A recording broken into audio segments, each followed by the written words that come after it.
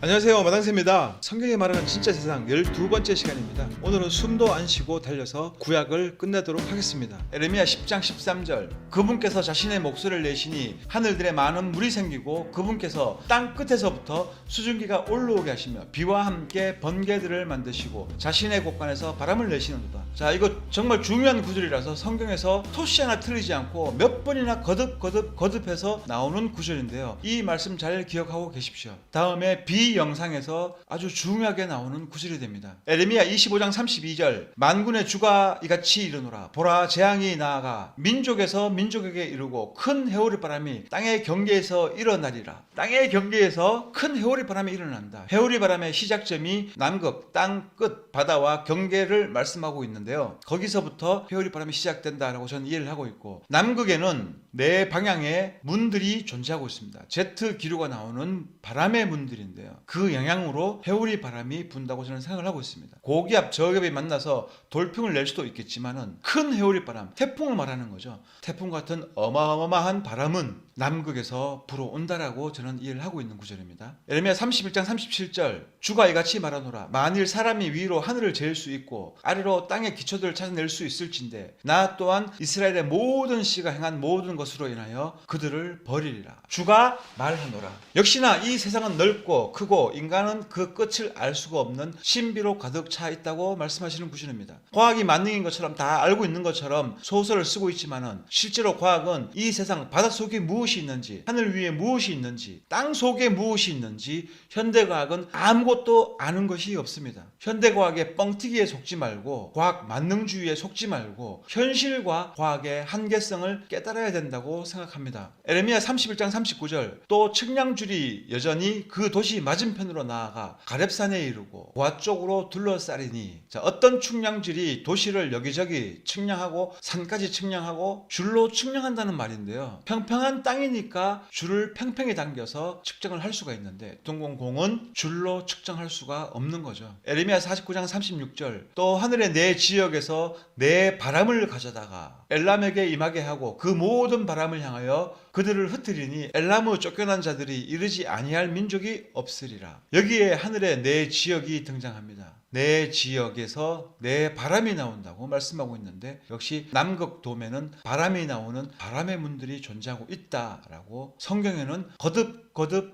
말씀하고 계십니다. 성경을 믿으시고 과학이라는 소설을 믿지 마시기 바랍니다. 자, 그리고 여기 에레미야 51장에 로마 교황청의 멸망 예언이 나오고 있습니다. 바빌론이 바로 로마 교황청이고 로마 교황청은 로마에 있죠. 에레미야 51장 1절, 주가 이같이 말하노라. 보라, 내가 멸망시키는 바람을 일으켜 바빌론을 치고 나를 대적하려고 일어나는 자들의 한가운데 거하는 자들을 치며, 다음 구절을 보면 로마 교황청 아래 엄청난 물들이 있음이 나타나는 구절이 있습니다. 51장 13절, 오 많은 물들 위에 거하며 보물이 풍부한 자여, 너의 끝 곧 너의 탐욕의 한계가 이르렀느니라. 저는 이 구절을 읽고 이제 얼마 안 있으면 시작될 종말 때의 대환란, 7년 대환란 기간 중에 로마 교황청이 주도해서 신세계 질서로 세계를 통합하고 10개의 나라를 세웠고 10왕을 세우게 됩니다. 그리고 그 10왕이 공교롭게 교황청을 대적해서 교황청을 불질러버리고 멸망시켜버립니다. 계시록에 예언되어 있는 상황들인데요. 에레미야 51장 상황을 연결해서 생각해보니까 일단 로마는 모조리 불타게 됩니다. 멸망하게 되는 거죠. 그리고 많은 물들이 지금 현재 로마가 있는 지역 아랫부분에 존재하고 있습니다. 그 물이 땅 위로 범람해서 로마를 덮어버려서 물에 잠궈버립니다. 얼마 전에 로마에 홍수가 나서 광장이 잠겨가지고 전 세계 토픽에도 나온 게 있었는데요. 제가 교황청에 연관되어 있길래 자세히 확인해 봤습니다. 로마라는 도시 자체가 해수면에서 높지를 않아요. 굉장히 낮은 지역에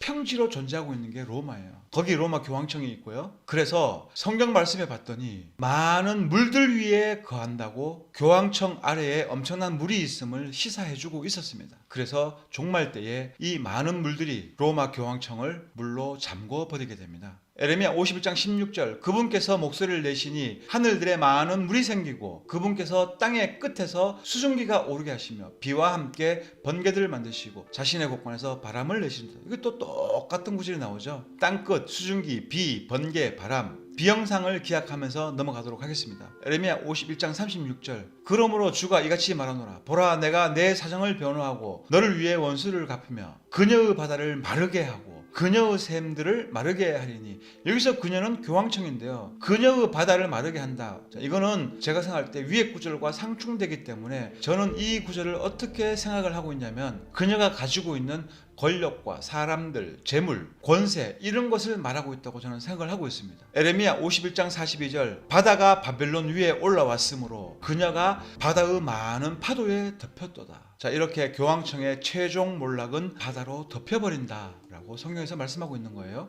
자, 이제 에스겔서로 넘어가겠습니다. 에스겔 32장 7절 내가 너를 물리칠 때에 하늘을 가려 거기 별들을 어둡게 하고 해를 구름으로 가리며 달이 자기 빛을 내지 못하게 하리라. 여기서도 해, 달, 별들이 스스로 빛을 낸다고 누누이 말씀하고 있네요. 과학의 거짓말이 밝혀지는 구절입니다. 자, 다니엘서로 넘어가겠습니다. 다니엘 4장 10절 내가 침상에서 본 내 머릿속의 환상들은 이러하니라. 내가 보니 보라, 땅의 한가운데 한 나무가 있어 그것의 높이가 높더라. 땅의 한가운데, 북극 중앙이죠. 환상에서 거기 큰 나무가 있었는데 북극 중앙에 아주 큰 나무가 하늘에 닿았다고 말을 하고 있는데요. 잭과 콩나무가 왠지 소설처럼 느껴지지 않는 구절인데요. 이어지는 구절 4장 11절 그 나무가 자라서 강하게 되고 그것의 높이가 하늘에까지 닿아 그것의 모습이 온 땅의 끝까지 이르렀으며, 저는 이 구절이 현실적으로 불가능하지 않겠느냐라는 생각을 하는데 세상에는 우리가 이해할 수 없는 일들이 너무 많이 일어나기 때문에 실제로 또 이렇게 될 수 있다라고도 생각해 볼 수 있는 문제입니다. 다니엘 7장 2절 다니엘이 말하여 이르되 내가 밤의 환상 속에서 보는데 보라, 하늘에 내 바람이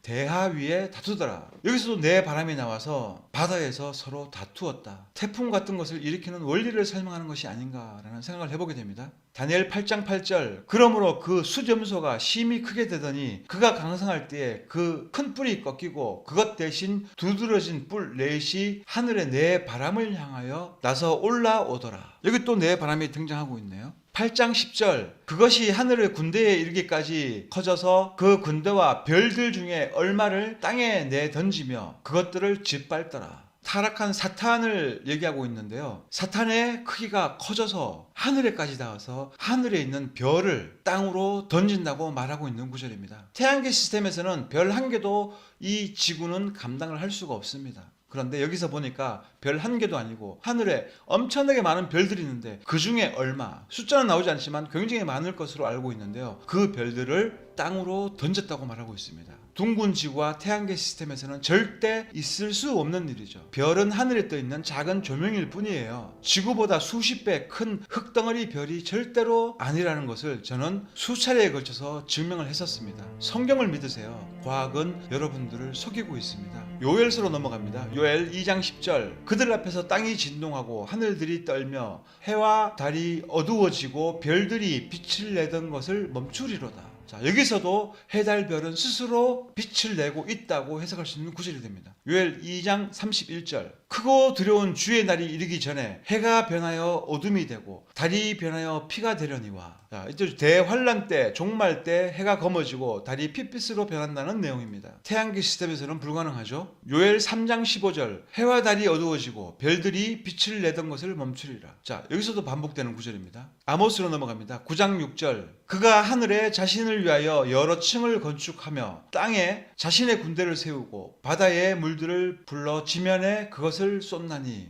주가 그의 이름이니라. 자, 하늘들을 만드셨다는 내용인데요. 하늘과 그 위에 하늘이 있는데 사도 바울이 다녀왔던 그 3000층을 말씀하고 계신 겁니다. 자, 미가서로 넘어갑니다. 3장 6절 그러므로 밤이 너희에게 이르리니 너희가 환상 계시를 갖지 못할 것이요 그것이 너희에게 어둡게 되리니 이로써 너희가 점을 치지 못하리라. 그 대언자들 위로 해가 지므로 그들 위에서 낮이 어둡게 되리라. 자, 여기 가짜 대언자들, 평안을 외치던 가짜 대언자들에 대해서 태양이 떠서 회전을 하고 있는데 그 태양이 빛을 잃어버린다, 상실해버린다 라는 구절이 되는 건데요. 태양계에서 태양이 더 이상 빛을 내지 아니하면 중력은 어떻게 되는 겁니까? 태양계가 태양의 중력 때문에 회전을 하고 있는데 태양의 빛을 잃어버리면 태양의 중력이 사라질 것이고 태양계는 즉시 종말해버리겠죠. 개판되는 거죠. 하지만 현실에서는 태양이 핵융합 이런 거 하지 않고요. 하늘 안에 떠 있는 조명일 뿐인 겁니다. 하박국으로 넘어가겠습니다. 3장 11절. 해와 달이 자기들의 처소에서 멈추어 섰다가 주 화살들의 빛과 주 번쩍이는 창과 광초로 말미암아 갔나이다. 자, 여기 해와 달이 멈추어 섰다로 읽으셨다면 해와 달이 움직이는 게 맞고요. 과학이 가르치는 대로 해와 달이 멈추어 섰다를 읽고 지구자전이 멈추었다라고 하는 사람들, 모조리 성경 말씀을 변경시켜버리는 죄를 범하게 된 겁니다. 해가 멈추어진 거고 지구자전이 멈추어진 것이 아닙니다. 스가랴서 2장 2절. 내가 이르기를 당신은 어디로 가느냐 하며 그가 내게 이르되 예루살렘을 측량하여 그것의 너비와 길이가 얼마가 되는지 알아보려고 가노라 하니라. 천사가 예루살렘을 측정하러 갑니다. 땅의 넓이, 땅의 길이를 측정을 하는데 평평한 땅의 측정 단위를 써서 너비, 길이를 사용하고 있습니다. 둥근 지구에 맞지 않는 구절이 되는 거예요. 스가랴서 10장 1절. 너희는 늦은 비가 내리는 때에 주께 비를 구하라. 그리하면 주께서 빛나는 구름들을 일으키사 그들에게 소낙비를 주시고 또 모든 사람들에게 들의 풀을 주시리라. 빛나는 구름들이 등장해서 소낙비를 내려준다고 말씀하고 있는 거예요. 갑자기 습도가 높아지고 기압이 불안정해가지고 소나기가 떨어지는 것이 아니고요. 빛나는 구름들이 소낙비를 내려주고 있다고 말씀을 하고 있는 구절입니다. 스가랴서 12장 1절. 이스라엘을 위한 주의 말씀의 엄중한 부담이라. 부담은 경고가 아니라고 말씀드렸죠. 부담은 징계에 대한 확정입니다. 주 곧 하늘들을 펼치고 땅에 기초를 놓으며 사람 속에 사람의 영을 짓는 이가 말하노라. 여기도 땅에 기초가 나오고 있습니다.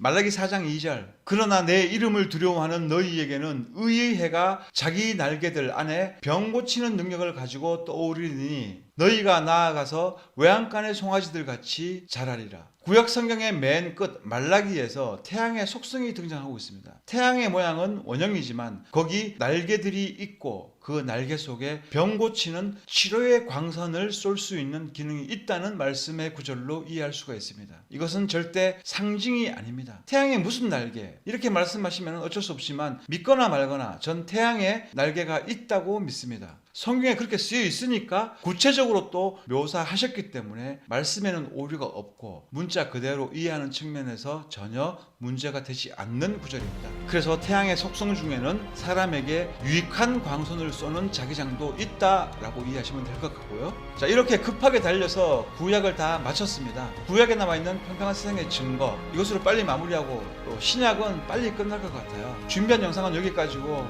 어떻게 보면 유치해 보일 수 있지만 성경은 어린아이처럼 단순하게 읽고 이해해야 맞다고 생각합니다. 리오야단을 하나님이 만들었고 하나님이 바다에 풀어놓고 뛰어놀게 하셨다고 쓰였으면 그렇게 믿어야 되는 겁니다. 영적 해석하는 사람들은 다 좋은데 말씀, 단어를 최우선시하지 않고 자기들의 영적 해석을 먼저 기준 삼기 때문에 항상 스스로의 함정에 빠지게 되어 있어요. 어리석은 사람들이 없기를 바라봅니다. 시청해주셔서 감사드립니다.